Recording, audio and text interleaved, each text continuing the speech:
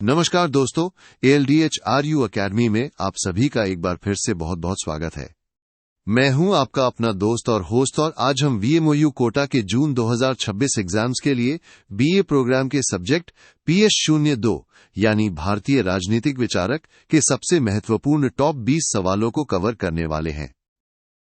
ये वो सवाल हैं जो आपको सेक्शन A में पूरे 2 मार्क्स दिला सकते हैं। तो अपनी सीट बेल्ट बांध लीजिए, क्योंकि आज की क्लास बहुत ही धमाकेदार होने वाली है। तो चलिए शुरू करते हैं हमारे पहले सवाल से। प्रश्न 1 है, स्वामी दयानंद सरस्वती द्वारा लिखित किन्हीं 2 या 3 पुस्तकों या रचनाओं के नाम लिखिए। दोस्तों, यह सवाल देखिए कितनी बार रिपीट हुआ है। दिसंबर 2017, जून दिसंबर 2020, दिसंबर 2022, 2021, जून 2019 और दिसंबर 2016 में भी पूछा गया है। यानी यह प्रश्न बहुत बहुत बहुत महत्वपूर्ण है, इसे तो रट ही लेना है। इसका सीधा सा जवाब है दोस्तों, स्वामी दयानंद सरस्वती जी की प्रमुख रचनाएं हैं ऋग्वेदादि भाष्य, भूमिका वेद भाष्य और सबसे प्रसिद्ध सत्यार्थ प्रकाश। ये तीनों नाम आपको याद रखने हैं, खासकर सत्यार्थ प्रकाश। अब आते हैं प्रश्न 2 पर। यह पूछता है, राज्य की उत्पत्ति के बारे में मनु के विचार स्पष्ट कीजिए। और देखिए, यह भी जून 2023, दिसंबर 2016, जून 2017, 2018 और 2019 में आया है। यानी मनु के विचार भी परीक्षा के लिए बहुत जरूरी हैं। मनु के अनुसार जब आदिकाल में बहुत ज्यादा अराजकता फैल गई थी, चारों तरफ अव्यवस्था थी, तब लोगों की रक्षा के लिए ब्रह्मा जी ने राजा की दैवीय उत्पत्ति की। यानी राजा को भगवान ने भेजा, ऐसा मनु मानते थे। चलिए अगला सवाल है प्रश्न 3। नेहरू द्वारा प्रतिपादित पंचशील सिद्धांत से आप क्या समझते हैं और इसके सिद्धांतों का उल्लेख कीजिए। ये भी जून 2023, दिसंबर 2016, 2018, 2015 और जून 2017 में पूछा गया है। बहुत ही हॉट टॉपिक है ये। नेहरू जी का पंचशील सिद्धांत दोस्तों अंतर्राष्ट्रीय संबंधों के लिए 5 बहुत ही महत्वपूर्ण सिद्धांतों पर आधारित है। ये है, पहला प्रादेशिक अखंडता और संप्रभुता का सम्मान, दूसरा एक दूसरे पर हमला न करना यानी अनाक्रमण, तीसरा किसी भी देश के आंतरिक मामलों में दखल न देना यानी हस्तक्षेप, चौथा सभी देशों के बीच समानता और आपसी लाभ, और 5वां शांतिपूर्ण सह अस्तित्व। इन 5 पॉइंट्स को अच्छे से याद कर लीजिएगा। अब बढ़ते हैं प्रश्न 4 की तरफ। यह है, तिलक के अनुसार स्वराज और स्वदेशी को परिभाषित कीजिए। ये भी दिसंबर 2018, 2019, जून दिसंबर 2020, जून 2017 और 2019 में आया है। लोकमान्य तिलक के विचार बहुत ही महत्वपूर्ण हैं। तिलक जी के लिए स्वराज का मतलब था अपना शासन स्वयं करना, यानी खुद पर राज करना, किसी और का नहीं। और स्वदेशी का अर्थ था भारतीय उद्योगों को फिर से खड़ा करना, उनको बढ़ावा देना और देश का आर्थिक विकास करना। बहुत ही सीधे और स्पष्ट विचार थे उनके। अगला सवाल है प्रश्न 5। आर्य समाज की स्थापना किसने की थी या इसके संस्थापक कौन थे। ये भी दिसंबर 2023, 2018, 2015 और जून 2017 में पूछा गया है। बहुत ही बेसिक और जरूरी सवाल। इसका जवाब है दोस्तों, महर्षि दयानंद सरस्वती जी ने 19 अप्रैल 1875 को बंबई में आर्य समाज की स्थापना की थी। तारीख और जगह भी याद रखिएगा, कभी कभी पूछ लेते हैं। दोस्तों, अगर आप भी अपने एग्जाम में 75% से ज्यादा मार्क्स पक्के करना चाहते हैं तो ये मौका मत छोड़िए। हमारी पूरी सब्जेक्ट गाइड PDF फॉर्मेट में उपलब्ध है। इसे अभी डाउनलोड करने के लिए नीचे डिस्क्रिप्शन बॉक्स में दिए गए लिंक पर तुरंत क्लिक करें। ये गाइड आपकी तैयारी को एक नई उड़ान देगी, इसकी मैं गारंटी लेता हूं। चलिए आगे बढ़ते हैं प्रश्न 6 की ओर। यह है, मनु के सप्तांग सिद्धांत का क्या अभिप्राय है और राज्य के 7 अंगों के नाम लिखिए। ये भी दिसंबर 2017, जून 2023, दिसंबर 2022 और जून 2017 में आया है। मनु का सप्तांग सिद्धांत बहुत ही महत्वपूर्ण है। मनु के सप्तांग सिद्धांत का मतलब है कि राज्य के 7 बहुत ही जरूरी अंग होते हैं, जैसे हमारे शरीर के अंग होते हैं ना, वैसे ही ये 7 अंग हैं। पहला स्वामी यानी राजा, दूसरा मंत्री, तीसरा पुरी यानी राजधानी या किला, चौथा राष्ट्र यानी प्रजा और भूमि, पांचवां कोश यानी खजाना, छठा दंड यानी सेना या न्याय व्यवस्था और सातवां मित्र यानी पड़ोसी राज्य या सहयोगी। इन सातों अंगों के बिना कोई भी राज्य मजबूत नहीं हो सकता। अगला सवाल प्रश्न 7, तिलक का निष्क्रिय प्रतिरोधक क्या है? ये दिसंबर 2023, 2022 और 2021 में लगातार पूछा गया है। बहुत ही रीसेंट और इम्पोर्टेंट क्वेश्चन है ये। तिलक जी का निष्क्रिय प्रतिरोध का मतलब था कि अहिंसक तरीकों से यानी बिना हिंसा किए लोगों को स्वराज्य के लिए जागरूक करना। यह एक ऐसा प्रभावी तरीका था जिससे जनता को जगाया जा सके और उन्हें अपने अधिकारों के लिए लड़ने को प्रेरित किया जा सके, लेकिन शांतिपूर्ण ढंग से। अब है प्रश्न 8, कौटिल्य के अनुसार न्यायालयों के प्रकार कौन से हैं? ये भी दिसंबर 2023, 2022 और 2021 में आया है। कौटिल्य के विचार तो हमेशा से ही महत्वपूर्ण रहे हैं। कौटिल्य ने न्यायालयों को दो मुख्य प्रकारों में बांटा था। पहला था धर्मस्थीय न्यायालय, जो दीवानी मामलों यानी जमीन, जायदाद या पैसों से जुड़े विवादों को देखता था, और दूसरा था कंटक शोधन न्यायालय, जो फौजदारी मामलों यानी अपराधों और दंड से जुड़े मामलों को देखता था, बिल्कुल आज के दीवानी और फौजदारी कोर्ट की तरह ही। अगला सवाल है प्रश्न 9, गांधी द्वारा प्रतिपादित ट्रस्टीशिप या प्रन्यास सिद्धांत का अर्थ क्या है? ये भी दिसंबर 2023, 2021 और जून 2016 में पूछा गया है।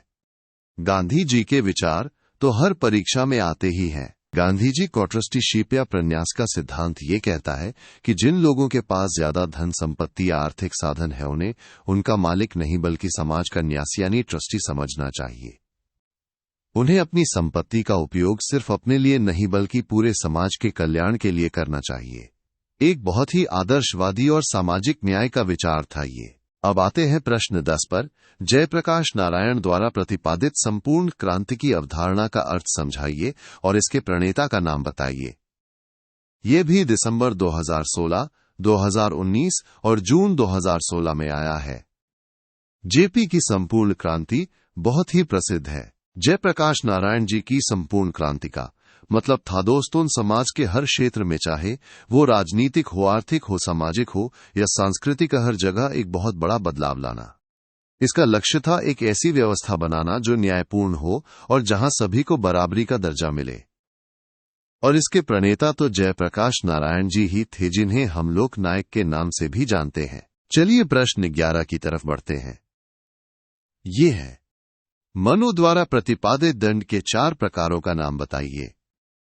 ये भी दिसंबर 2018, जून 2024 और जून 2016 में पूछा गया है। दंड के प्रकार भी महत्वपूर्ण है। मनु ने दंड के 4 प्रकार बताए थे। पहला था वाग्दंड यानी सिर्फ कड़े शब्दों में चेतावनी देना या डांटना। दूसरा था धनदंड यानी जुर्माना लगाना। तीसरा था कामदंड या वधदंड, जिसमें शारीरिक दंड या मृत्युदंड तक शामिल था।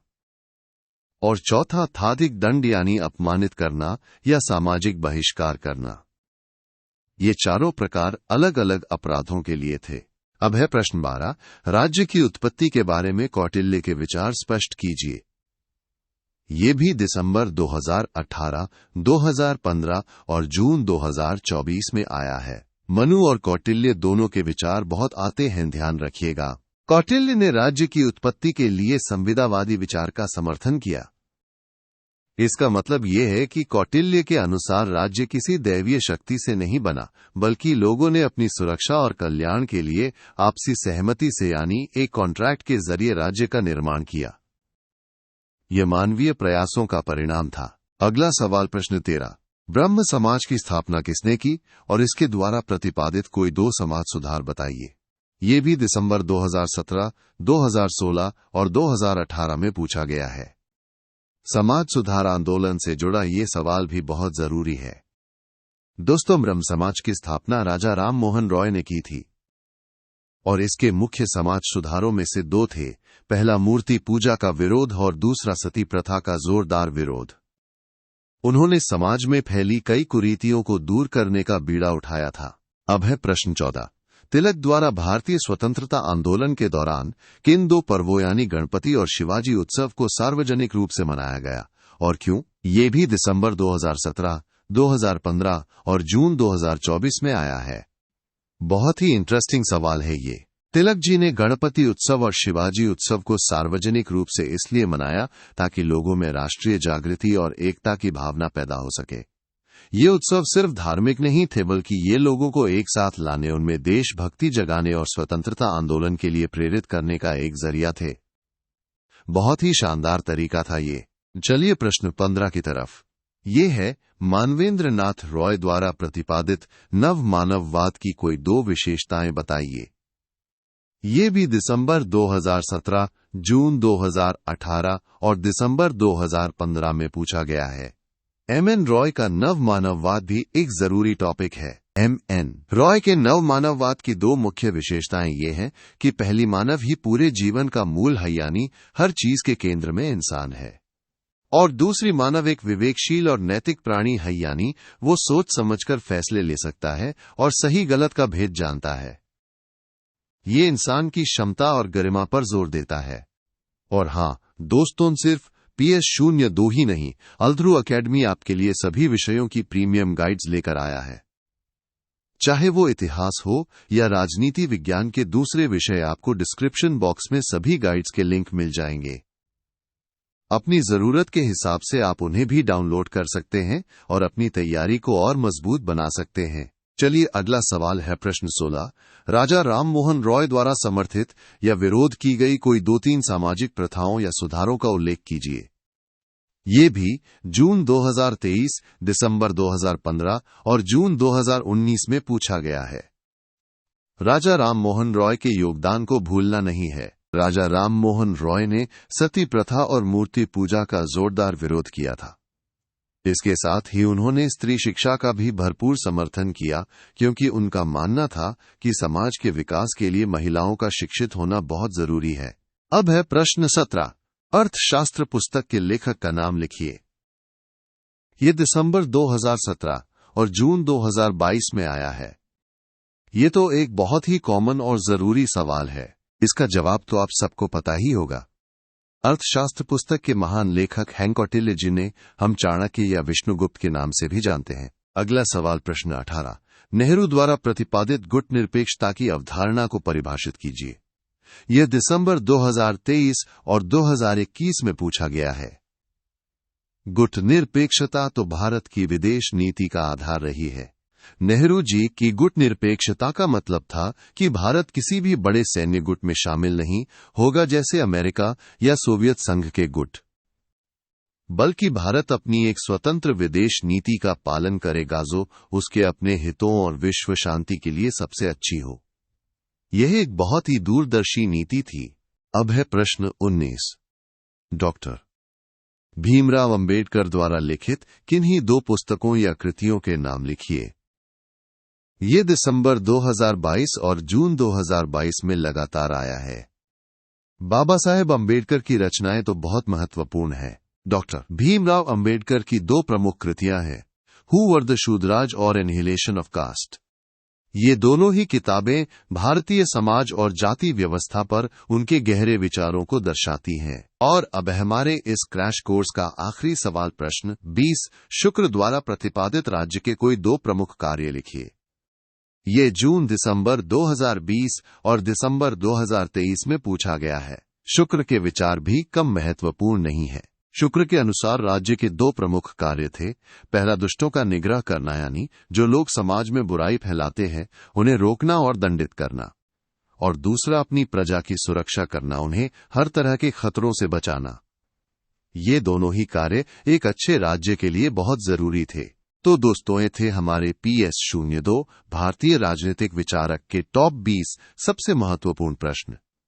मुझे पूरी उम्मीद है कि इस क्रैश कोर्स से आपकी तैयारी को एक नई दिशा मिली होगी। इन सभी सवालों को अच्छे से दोहरा लीजिएगा, क्योंकि ये आपको परीक्षा में बहुत अच्छे मार्क्स दिला सकते हैं। अगर आपको ये वीडियो पसंद आया है तो इसे लाइक करना बिल्कुल मत भूलिएगा। अपने दोस्तों के साथ शेयर कीजिए और अल्ध्रू एकेडमी को सब्सक्राइब जरूर कर लीजिए, ताकि ऐसे ही और भी शानदार वीडियोस आप तक पहुंचते रहें। डिस्क्रिप्शन बॉक्स में दिए गए हमारे टेलीग्राम चैनल और इंस्टाग्राम पेज को भी फॉलो कर लीजिए। याद रखिए, मेहनत का फल सफलता है। आप सभी को आपकी परीक्षा के लिए मेरी तरफ से ढेर सारी शुभकामनाएं। बेस्ट ऑफ लक मेरे प्यारे विद्यार्थियों।